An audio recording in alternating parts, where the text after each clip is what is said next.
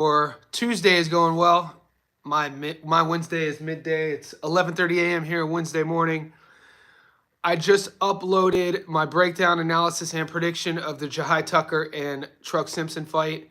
So in this live stream, we're gonna focus any questions initially on that. Currently, all I'm getting are the money line odds, but I think as we get closer to fight night, I think there's a method of victory odds or a bet if you guys have it is probably the safer bet, but we'll have to see if the odds allow us to do that, if your sportsbook allows us to do that. Also, we've been covering all week, obviously, Tokyo this Thursday, Jin Sasaki versus Norman Jr., as well as what's going down in the UK with Galiafi and Christian Francisco Rodriguez Jr. So on this live stream, we can leave the questions, start building our parlay, and I'll let this simmer wherever you guys are. Welcome, and all I ask from you is like this video. So if you go to my post section right now, I know some of you guys are new to the channel. Some of you guys aren't really aware of how to navigate YouTube, but if you go to my channel and you see home section, shorts, playlists, lives, you'll see a post section. I just posted the odds at the beginning of the week of that Christian Araneta fight and the odds currently. And I have never seen a fight in 48 hours with the odds change that drastically, literally almost flip-flopping. And so now what I'm thinking of is maybe there's fights every week that Vegas gets it wrong initially. And I don't know. I just never see anything like that. Hopefully you got in on it because I got Araneta at 220 on the money line. I think he's going to win convincingly. He's gone from a 220 underdog to a $1.64 favorite. So I assume and I predict that that's going to keep going down. So if you guys have a parlay you're working on, throw him on a parlay right now if you can, if you're getting the options to bet on that fight. We talked a little bit about some knockdown parlays this morning, knockdown prop bets this morning on the Brian Norman Jr. versus Jin Sasaki fight. If you guys want to sort of go that route, I think there's some nice odds on a round margin sort of bet. Other markets, round betting, alternate markets, knockdown markets. I like the knockdown market. There's a knockdown market that I'm probably going to do, and I'll put my secondary prop ticket up on the channel tonight. I already gave you guys one ticket so far for this week, and that's the Norman Jr. stoppage with the Araneta money line. But I'm going to also do a prop ticket that I'll go over right now that I'll put on the channel.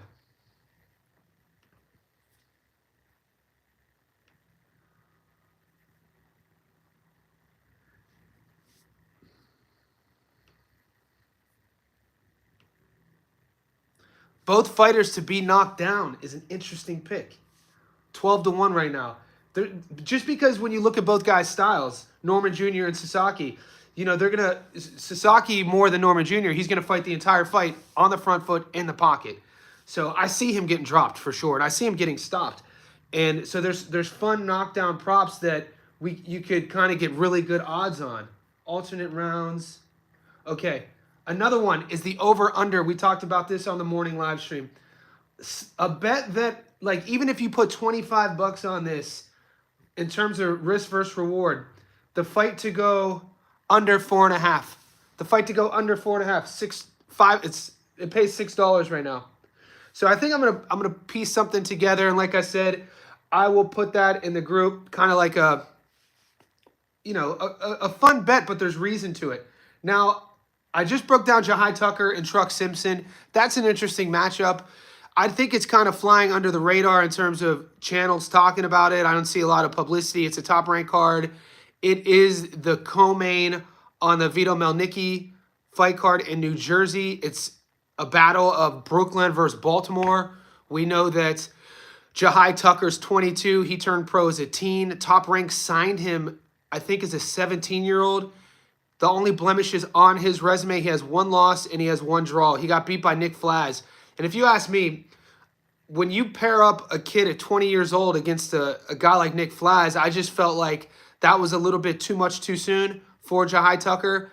But, you learn from that experience. And whoever's managing his career, they're really not giving Jahi Tucker too many easy fights. So it's an interesting fight. He does a lot of things unorthodox. When you think about his opponent, Truck Simpson, southpaw, he's a little bit more conventional in terms of, how he goes about his business. He keeps a high guard. He walks you down. Good body puncher. Wants to land that backhand. And so you're going to have like an unorthodox style versus a traditional style. I think that with Lorenzo Simpson, his offensive game plan is a bit one-dimensional in terms of what he wants to do. And I think neither guy is a finished product as we speak. I think both guys are trying to figure out who they are as a professional, where they stand in the rankings. You have Tucker ranked 30th globally on BoxRec's algorithm of middleweights at 160 pounds. And you have Simpson not ranked at 160. This fight is at 160 because he's had a couple fights where he's fought up. He had a couple fights with overtime, and he has a couple losses. But, an interesting split decision loss when he was fighting in overtime, and you have that rule to where you go an extra round. He lost there. And some would say both of his losses could have gone either way. So it's going to be an interesting matchup. If you guys can get a prop, I feel, on that fight to go the distance. I don't know what it pays. I'm not getting that at all yet. All I'm getting on my book is the money line, and Tucker is the favorite. He's $1.30, and Simpson is not quite a 3-1 underdog. But I'm kind of waiting to see if my book opens up to give me to see what those odds look like. So wherever you guys are tuning in, if you happen to on your book could see the odds of Tucker versus Simpson, and let me know if they're allowing you to, will the fight go the distance sort of prop. I like that because Simpson's a 390 underdog, 100 gets you your money back, plus 290, so not quite 3-1.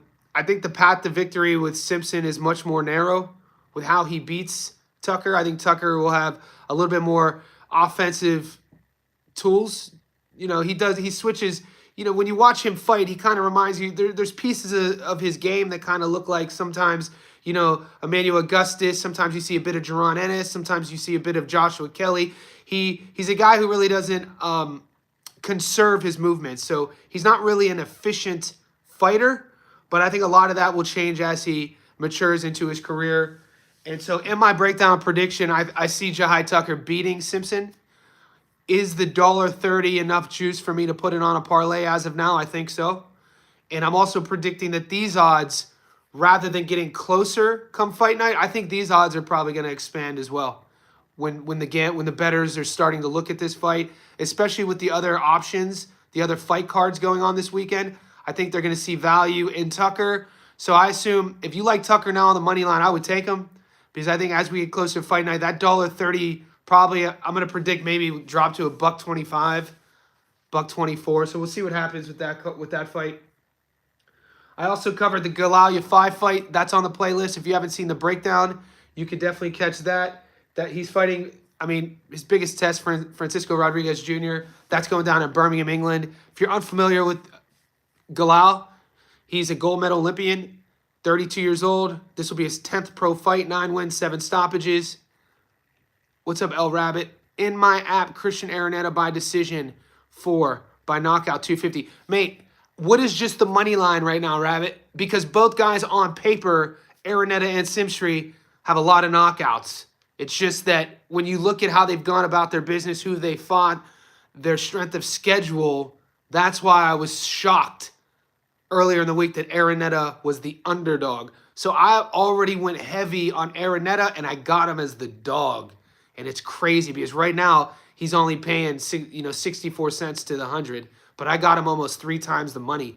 I don't know who were making those odds. Sometimes Vegas gets it wrong, and this is definitely one they got it wrong. And you could go to my first live stream of the week 2 days ago. I told you guys, I was like, dude, jump on this fight, the co-main. So they're not letting me do a prop, but if you could, do I see him stopping the Thai fighter? I do. When you think about, I win a lot of money. This is nothing against the Thai boxers. I love Muay Thai. in mixed martial arts. But when a lot of these guys come from Thailand, because we see a lot of the Thai fighters here in Australia, a lot of the Sydney-based fighters will bring in the Thai fighters to kind of fatten their record up. And my point of that is, yeah, Steady like to throw these wild lead hooks over the top. I'll finish that thought before I get to the Norman Sasaki. My point of the Thai fighters is that when they transition from Muay Thai to boxing, they don't sit on their punches. They don't have a lot of pop. They don't really fare well against at a higher level outside of a domestic level of Thailand. And so the Filipino fighter, I feel, has the deeper arsenal. Who are you talking about right now? What's up, fam? Next Gen Combat. I was talking about Araneta versus Simstri. I was talking about the odds. Norman by knockout, by TKO. And we could definitely talk about Norman Jr. versus Sasaki. For everybody who talks about what Norman Jr. doesn't do well, because I've seen some of the comments on my page and other pages, those things that you're talking about, Norman Jr. keeps his lead hand down. In order for his opponent, Sasaki, to capitalize on that, you have to talk about what Sasaki doesn't do well. He doesn't throw the jab. He doesn't move his head. He stays in the pocket. He got knocked out and stopped against a 140-pound fighter. So you have to, if you're going to reason that versus that, it works both ways. And Norman Jr. is the better athlete. He is the world champion. I think him by stoppage is a steal. I think he's a steal. And I got him Monday. So 2 days ago, I made my two-leg prop bet. I got him at $1.80 2 days ago to win by stoppage. Those odds went slightly down. And like I said, I started this video. I'm thinking about under 4.5, which as a fun bet. I'm thinking about under 4.5 as a fun bet. My book here has that at 5-1. $100 gets you your money back plus 500. Because I think Sasaki's aggression, everything Sasaki does well at the domestic level, I don't think that's going to work against Norman Jr. He fights on his front foot. He doesn't move his head. He doesn't set up his body work with his jab. Good body work, but keeps his hands down. And I think that's tailor-made for a guy like Norman. Yeah, I mean, has Norman ever faced any body puncher like Sasaki? Now, body puncher, look, guys, for everything, all the tape I've seen on Jin Sasaki, man, I really don't rate him. I know BoxRec rates him at a really, really high level just because of their algorithm. I mean, he got stopped against Andy Hiroka. He got stopped against Hiroka at 140 pounds.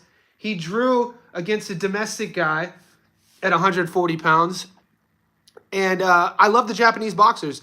I love their willingness to exchange. I love their willingness to trade.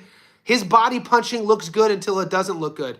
And guys, going into the Cuevas fight, I talked about this on our earlier live stream today. People were talking about Cuevas because he had never been stopped. They were talking about Cuevas' power. They were talking about him being able to stop Norman Jr. And what happened in that fight? Norman Jr. stopped him. And, same thing with, look, what does Norman look like as of late? Obviously, he's never lost. His last two fights, Santillan and Cuevas, I feel he's added slowly but surely elements to his defensive game from Santillan to Cuevas. He got clipped at the end of the first or second early against Cuevas, but he wasn't in danger, and then he stopped him. And so, in terms of what he brings to the offensive bag against Sasaki, where Sasaki is taking this fight, Sasaki doesn't have good feet. He's going to want to stay in the pocket. Like I said, it's going to be up to Norman it's going to be up to Norman Jr. what game plan he chooses to fight against Sasaki. What path to victory? Sasaki has one path. Go to the pocket, make Norman engage in a firefight, break him down from the body, and Sasaki's going to hope that his power holds up over Norman Jr. Norman Jr. could do that as well, but he also could box. He could also use the ring. He could use his feet if he wants to. We'll see what happens. How's these individuals on live you're talking about? So, guys, wherever you're tuning in, let's like this video. Keep the questions coming. If you want to see the breakdowns of this Norman Jr. Sasaki fight, it's on the playlist. I did that earlier in the week. Go to my fight prediction playlist if you're new to the channel, and you'll see my edited and produced breakdowns uninterrupted of all these fights. So far, I've done the Norman Jr. Sasaki. We did the Galiafi fight, and I just uploaded Jahi versus Truck. Thoughts on Sasaki to be dropped? I like it. I think he's going to get dropped. And basically my winning streak with the Japanese fighters, dating back to we'll say the last month. I hit a 15-1 on Naoya Inoue to get dropped. I bet against Ramon Cardenas. He got dropped. I won that bet. Nakatani to win by stoppage. Won that bet. Sugar Nunes to beat Rikishi. Won that bet. Andy Cruz to stop Mishiro. Won that bet. And, looking at it, I think that only because the Japanese style is so predictable. It's fun to watch. I love the Japanese style. They fight almost with too much pride. Crack vids, I'm going to do, you know what? I like your style. Can I do a Hail Mary vid? You know what? We could call it a Hail Mary parlay. That's when I guess I'll add in those knockdown prop bets. I'll do one, Crack, and I'll title it our Hail Mary parlay. I like the title of that. Always looking for new ideas. But yeah, the same reason why Japanese fighters are so exciting is also their undoing, and it's why when you look at how Nakatani goes about his business, he's aggressive, but he's a little bit more practical. And I think a lot of that has to do with the coaching that he's received in East LA. So they're fun to watch. I just think, that over-aggression is their undoing. And, we'll see Thursday night. I'm comfortable with that pick. I love the little two-leg parlay I put heavy on. Red Light Therapy, Dwayne Styles. Appreciate you guys. Wherever you guys are tuning in, I appreciate you. Yeah. Tucker by close decision. Mac in the house. Yep. So we're guys, if you're just tuning in now, we're talking about Brian Norman Jr. and Jahi versus Truck. Like I said, Mac, on my app, they're only giving me the money line. Tucker versus Truck. I'm betting on Jahi. Appreciate you, Trump approves. Love from Florida, love from Sydney. My roots are American, though. You guys know that. Wherever you are, could you like this video, though? Just do me that favor. Keep the questions coming. Tucker by knockout late. Let's see what those odds are, Danger. Oh, yeah, they're not giving me it. Danger, does your betting app allow you to pick Tucker by stoppage? If so, let me know what they're saying. But, neither guy has one-punch knockout power. And when you look at how Jahi Tucker goes about his business, he really kind of just wins. I don't know if he stops Truck Simpson. VA, believe that. Do you guys see Tucker stopping Simpson? Simpson's going to be the bigger dude. He's fought at heavier weight classes before. I still think he's trying to figure out his proper weight class. The Shy. Appreciate you, Jinru. Because Mac, I think that was Mac who said, whoever just said stoppage, that's the first I heard somebody seeing Jahi stopping Lorenzo Simpson. And my hesitation on Tucker stopping Simpson is actually Simpson's sort of defensive high guard, because he does come here. He's southpaw. He does keep it here a bit more, and he likes prodding, working the body to set the backhand up. I'm not comparing him to Errol Spence by no means, but when you kind of see him box and his physicality and sort of like his methodology, how he goes about his business, like EJ did obviously everything better. His power was better. He was a finisher, world class. But it's similar to that. Simpson doesn't have like a plan B or plan C in terms of his offensive arsenal. But Tucker really doesn't go in there and try to get you out of there. I know there's vitriol on this fight, so you could be onto something. They were talking a lot of trash back and forth. Jahi said the only reason this fight got made is because Simpson was running his mouth. They talked about sparring in the past. Truck Simpson said that he dropped Tucker in the past in sparring, and Tucker came out and said that was a lie. So you never know. Sometimes you think you know how a guy fights, and then depending on the matchup, they come out and look a total different way. Danger Green. Yeah, and guys, we have to remember, he's only 22. So I could see it happening, Danger. It's the same reason if you guys remember my reasoning for taking Hitchens to stop George was the fact that, he hadn't had a great performance yet, and I felt like he was capable and had the accuracy to stop him in terms of his punch placement. And so that happened. So if you feel the same with Tucker, I'd like to know what the odds are. I'm not getting those odds right now, though. I just got the money line. Pete, you guys were asking about some other fights. Kona Walker versus Liam Taylor. Those odds are getting wider too. 2 days ago, Kona Walker was the favorite. Liam Taylor, it's a fight in the UK. It's starting to expand, and I see why. I think Kona Walker handles Liam Taylor. I really do. So if you really like that fight to fatten up a parlay, I would jump on it now because right now Walker, I'm getting him at $1.43. I think as we get closer to fight night, that'll probably drop to maybe 135. So you do have to start keeping an eye on certain fights that you like. They usually release the lines on Friday. The props, specifically if Tucker uses his feet. Yeah, Jahi by knockout plus 450. It's something to think about. DJ, I told you, Araneta is now the favorite, which is insane. What's up, Rando? DJ was following me all week. Rando in the house. DJ, let me talk about Araneta because I talked about him earlier, and I know some of you guys are just coming on. Earlier in the week, it was one of those things where what I do is I'm such a boxing nerd. As soon as the fight card ended in New York City on my Sunday, your Saturday, with Kambosos and Hitchens, I went straight to my sports book. I went straight to next week boxing schedule, and I saw that's when I posted. I screenshot it for you guys. It was my Sunday, your Saturday, and I said, this fight right here, the guy who's the underdog, they have this wrong. So if you could take him, do it. And so I got him at 220 the beginning of the week, and now he's the favorite. So I think every now and then Vegas, for one reason or another, they get it wrong with their initial odds. And here's what I think. It's because when you look at his opponent, Simsri, BoxRec has him ranked higher because he's 36, I think of his 36 wins, 34 by knockout, something like that. But look who he's fought. 2-8, 3-4, 4-rounders, 6-rounders, domestic level Thai fighters. You know what I'm saying? Then you look at how Araneta's gone about his business.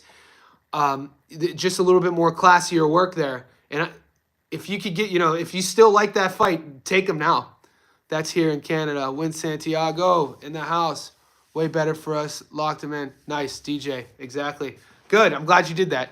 Now all he has to do is win. Because I said it. I better not see another performance like last time I'm ever going to mention it. Gorsh versus Alate. That's the last time I mentioned that Ghana card. That Ghana card left a bad taste. Not going to bring it up again. But like I said, this is a domestic level fight. And I usually don't like betting heavy on domestic level fighters. But when I saw the odds, I was like, I'm doing it. I'm going heavy. I'm going heavy. I'm in. It might raise some anxiety for sure. I'm checking out some of these other fights, guys. Not a lot of good money. I know somebody, I think it was, she was on our earlier stream. Every now and then we get a couple ladies who tune in, a couple women who know they're boxing on the stream. And I apologize if I forget her name. But she asked about David Stevens versus Peter Kamakov. So that's a fight that's interesting when you look at, I think that's a headliner on DAZN. I think DAZN is marketing that fight. I'm not quite sure where that's taking place. But if you're looking at the odds, it's almost like even money. I'm not going to predict it yet. I have to do my due diligence. But as of now, my parlay, if we're going money line, Araneta, this is money line. Araneta, Brian Norman Jr., Peter McGrill, Galiafi. This is the long parlay. But I'll solidify it tomorrow for you guys before Japan's fight. Jahi Tucker, Vito Melnicki, and Callum Walsh. Those 7 on a long parlay, I might just stick with that for the long parlay. I already gave you my double leg for Norman Jr. and Araneta, and then I'm gonna take your advice, and we're gonna do a Hail Mary parlay. And on that Hail Mary parlay, I'm gonna put things like under 4.5 rounds, a knockdown prop, like a fun one, because it keeps things interesting. And if you guys have any suggestions, let me know. Whoever just said Tucker by stoppage, that has me thinking now, because I predicted it, and I'm picking Tucker to win, but I guess I didn't really see a path for him to win by stoppage, because neither guy is going to volume you to death. But then again, Simpson, he doesn't throw enough for my liking. And, Tucker has the more diverse offensive game.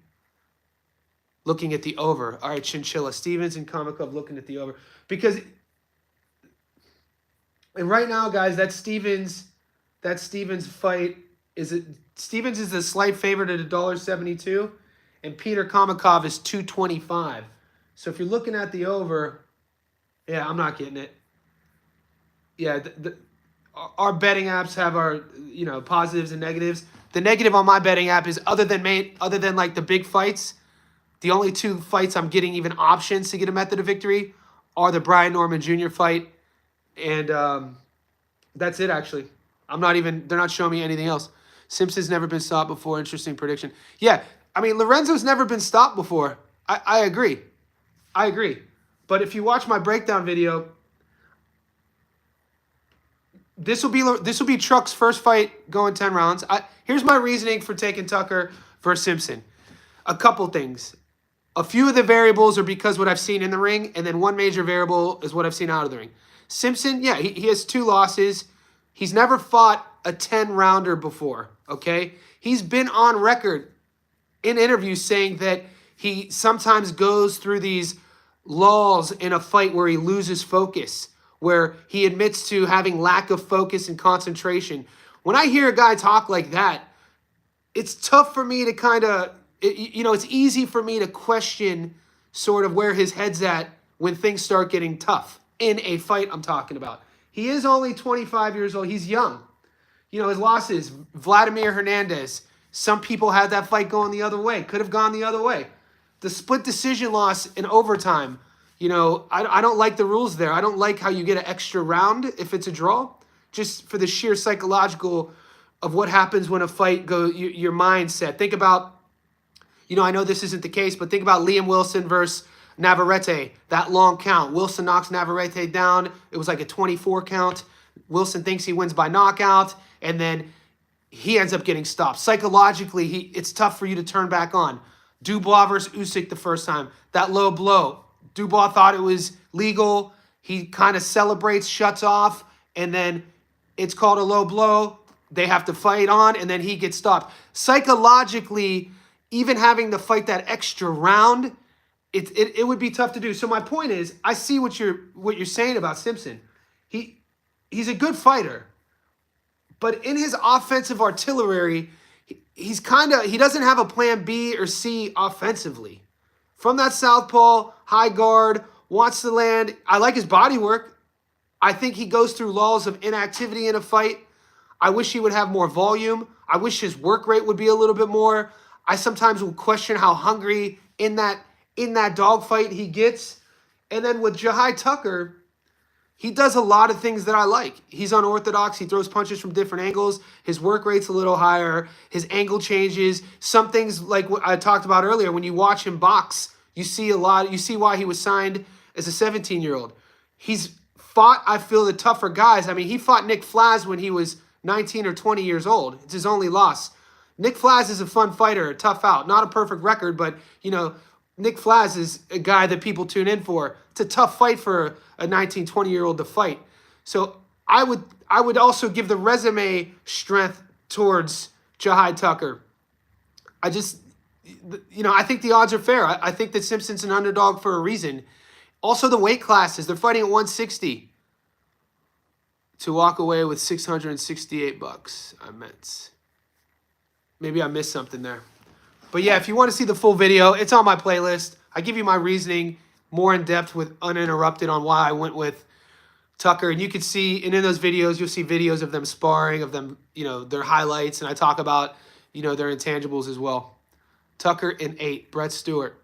Yeah, so Brett's the second guy who's kind of highlighting to the point that they could see Jahi stopping Simpson.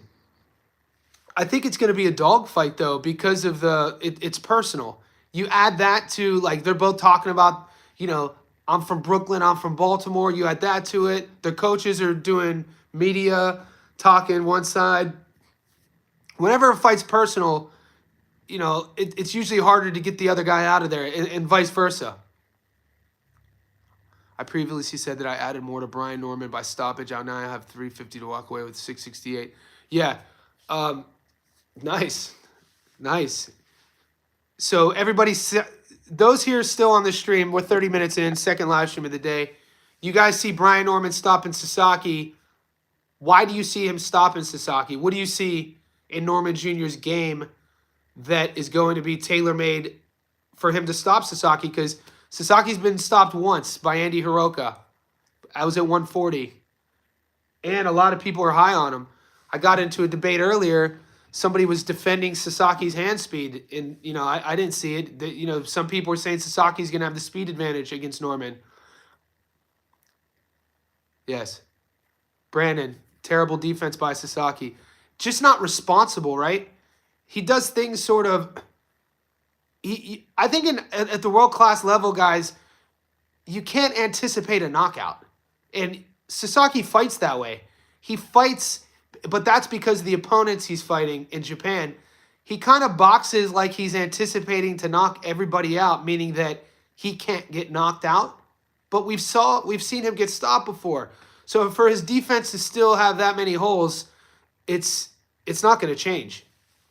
The craziest thing, though, is I should also mention, even though Brian Norman Jr. is the youngest male boxing champion at 24, if Sasaki beats him, Sasaki takes that title because he's only 23. So he's not a finished product either. I think Sasaki has the hand speed advantage. Okay, when throwing combos, but just getting one shot at a time, I say they're about the same. Fair point, next gen. Sasaki, his defense, his offense, that's the downfall. I agree. Keeps his hands down and leans his head. Yep, very front forward, leaving himself susceptible to uppercut, something to Brian. Yep, very front forward fighter and very leaky. And he wants to land his big power shots. And, he is susceptible to that uppercut. We've seen it happen before. And, it's going to be a fun, entertaining fight. I'm just kind of salty that I can't find a stream. Just like the Norfolk, Virginia card in Australia, it wasn't even offered here. So I have to, I think, get a VPN or rely on some of you guys to post the link somewhere because in Australia, we're limited on what we can see. Carlos Vargas in the house, always supporting the channel. Guys, this is my second live stream of the day. It's 12 o'clock. By this time every day, I've been up 7 hours. I wake up at 5 a.m. every day. I got a few more clients I have to coach here. I just uploaded my breakdown of Tucker versus Simpson. Catch that on the playlist. And then watch the first live stream. Okay, so there's another reason. So he was drained. He was fatigued against Hiroka. I mean, Sasaki can win. DJ in the house, I appreciate the tip and the support. DJ hooking it up. Sasaki can win. There's a path to victory, guys, and I think the path to victory for Sasaki to win is pretty evident to where Brian Norman Jr.'s camp, I assume, have game planned for that. And that game plan from Sasaki is to fight Norman Jr.'s ego, power versus power, fight in the middle of the ring, land your body shots, land your lead hooks. So this is where I said that it's going to be interesting off jump what game plan Brian Norman Jr. chooses to fight Sasaki at. If Sasaki gets his way, that's his chance of winning. Brian Norman Jr. is a good enough boxer to box him. Yeah, guys, everyone who supports my channel, whether it's tipping me or liking this video or commenting and supporting, it's all amazing, guys. This is my passion, boxing. It's so cool that we're developing this community with like-minded boxing heads because I learned just as much through you guys that you learned through me. The odds are juicy for Sasaki. Knockdown. Nice. Mac, most definitely. Yeah, so and guys, if as we get closer to fight night, I'm already heavy on Brian Norman Jr., but if you guys are still torn, you can watch the fight from a different scope. Win Santiago, appreciate you guys. You guys can watch the fight from a different scope if you want to choose knockdowns. We talked about it, or like when the fight will end. Because Sasaki could go in there and just razor blade Norman and get him out of there. Norman could do the same thing. So I can see both guys getting dropped. I could, like, if you want to do a knockdown prop over 1.5, I could see that happening. I could also see either guy winning by stoppage early, 4.5. So that's something you guys have to look at. Yeah, Godson. Nice. Yeah. You guys already know where I'm going heavy on. I'm just giving you options. And also, those who've been on my channel long enough know that I'm not trying to sell you on my pick. I give you reasons on my pick, but you don't have to agree with me. Norman, yep. I don't think, yeah. I think that every time we've seen big punchers in Japan, excluding Inoue. Inoue's been the X factor recently. When you look at Rikishi, when you look at, now Mishinori wasn't a big puncher, just specifically everything that they were saying about Rikishi versus Sugar Nunes. Think about the pride Rikishi fights with. He didn't get the win, but he earned me as a fan, even though I won money against him. That spirit, Sasaki does the same thing. Sasaki does the same thing. But for how Sugar Nunes fights, I would like to see Sugar Nunes sit on more punches. Sugar Nunes is almost like a more powerful William Zepeda. Kind of has that offensive sort of style to him.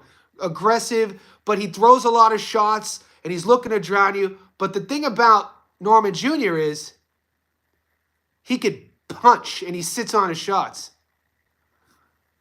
I got Norman. Yeah, all right. I'm not changing my bet, guys. I'm already all in on Norman stopping him. I'm not changing my bet. That's a hill I'll die on. Yeah, I agree. Both guys have pop, guys. It could go either way. And if Norman gets stopped and he loses his belt, I'll be here right after the fight saying I was wrong. And that's a beautiful part of our sport. What I've seen in the tape, what I've seen in the flaws, what each guy does well, what each guy doesn't do well. Also, never underestimate, guys, how much value there is watching a fighter adapt their game. You know what I'm saying? You know you guys like some fighters who fight after fight, they don't add anything to the game. Caleb Plant doesn't add anything to his game, right? A lot of fighters, you get to a certain level and you've reached your ceiling. Brian Norman Jr. is not that. He's 24, guys. He keeps adding to his game. And he's adding from the defensive side, which tells you what? His fight IQ is increasing. He's only going to get better. It's one of the reasons, and he's already world champion. It's one of my most anticipated fighters to see in their next fight, based off of this sentiment, is Charles Conwell. Because we will know right off the bat what if Conwell will ever be a world champion based off of what he looks like in his next fight, to see if he's made adjustments and added tools into his offense, his strategy, his fight IQ. So I just use him as an example because he's a recent guy who went in there and got outsmarted against Chino Garcia. And, you know, he lost that fight because he didn't have a plan B or C on offense. And Chino Garcia now positioned himself fighting Xander Zayas. And this is why boxing is so great, because you can't look or judge a guy off of one fight. I like seeing like the last few fights, and then also thinking about what they look like throughout their career, how they go about their business, and if they're adding things to their toolbox. And that's how I bet. I think Norman Jr. is adding things. What do you think about Simpson Tucker going the distance? Carlos Vargas, right now, that's the bet I have. I have Jahi on the money line. And if I were to bet an outcome, I think Jahi wins the decision. I don't see either guy getting stopped. I don't see Truck or Tucker getting stopped. I think so. And if I was able to bet on the distance, I would. But currently, I'm only getting the money line. And currently, I'm taking Jahi to fatten up a parlay. He's at $1.30 right now. Simpson does have a path to victory, like I said. It's a narrower path.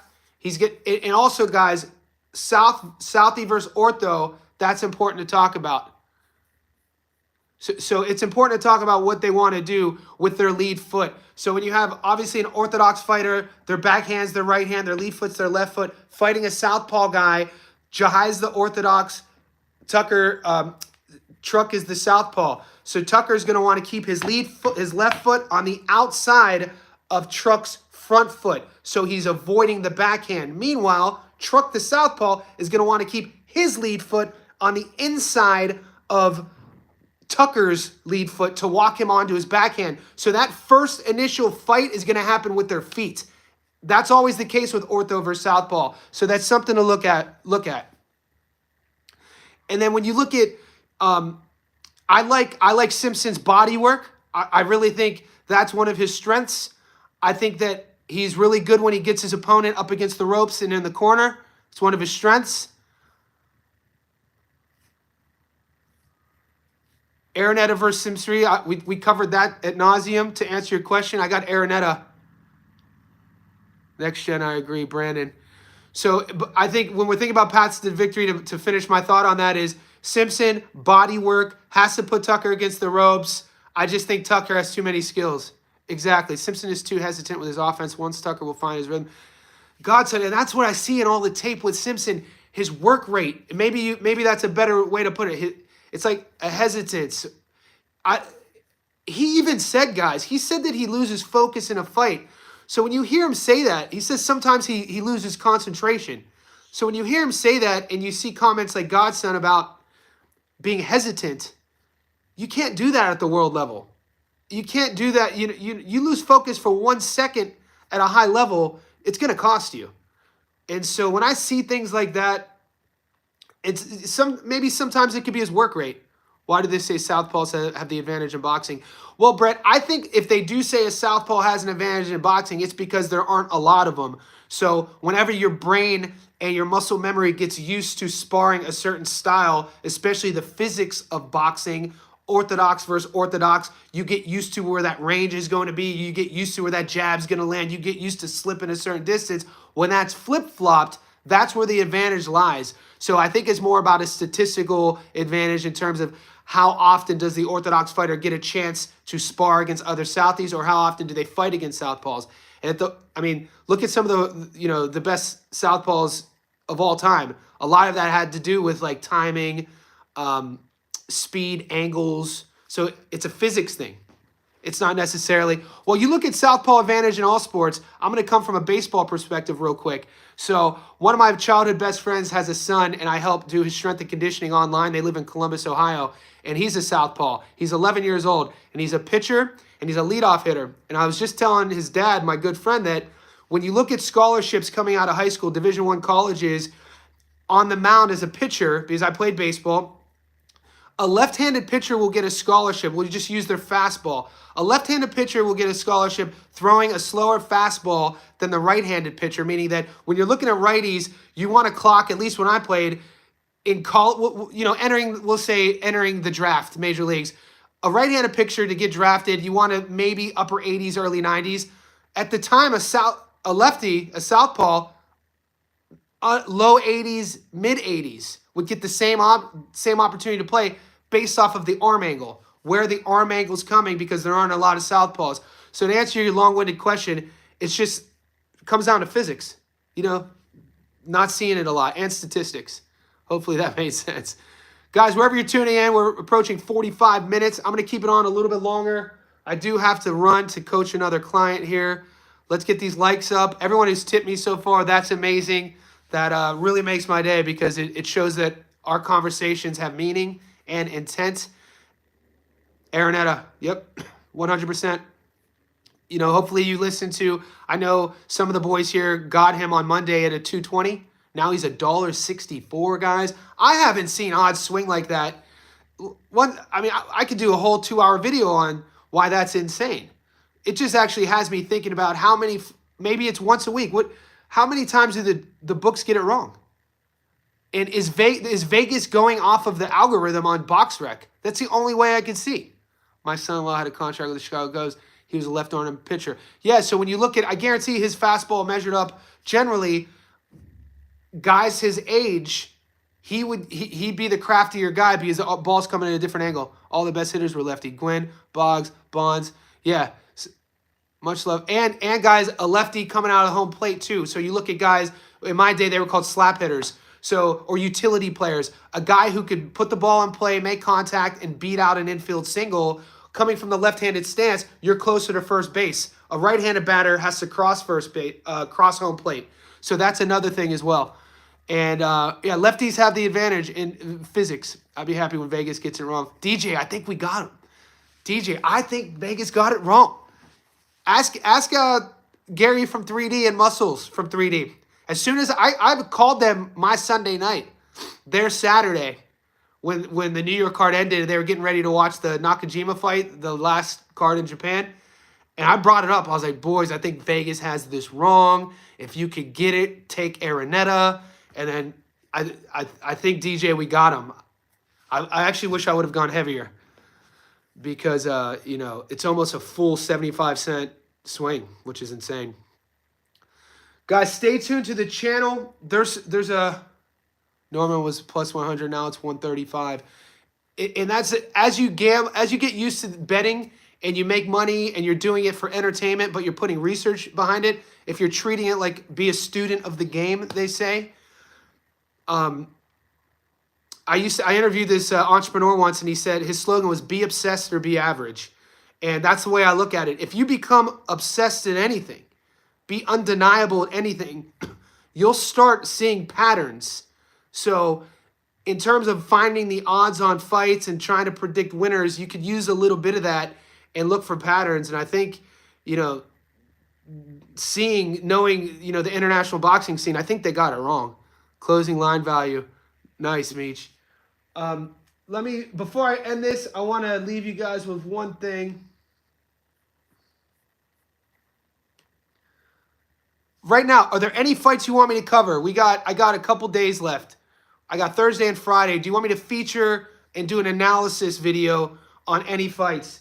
Because I've done 3 so far. I did the, Galiafi fight, obviously BNJ, and then Tucker and Truck.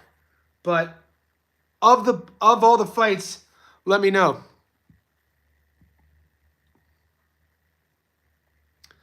Brett Stewart, yeah, shoulder injuries, man. Very common in baseball. Because some people have been asking me about Kona Walker fight. Maybe Vito Melnicki. Maybe I'll do a Vito Melnicki fight. I've done 2 on the Japan card, PJ. Actually, I didn't. I didn't do an Araneta fight. I've only talked about it. So, okay, it'll be a toss-up. It'll be either out. But the fight's tomorrow. You guys know how I stand. I've spoken ad nauseum why Araneta will win. Based off of his resume, who he's fought. We talked a little bit about who the Thais fought, his resumes. I think I'm going to do Vito Melnicki, maybe Callum Walsh. We'll see what happens. Guys, thank you for supporting my channel. Like this video. If you're still watching right now, I say thank you. Swindle, David Stevens. All right, that's the one. If you're still watching right now, I say thank you. Catch the breakdown of Tucker and Simpson and comment on that. Let me know in the comment section who you like. And tomorrow we're going to start building our long parlay. I already gave you a couple ideas, and I'm going to post another method knockdown prop for the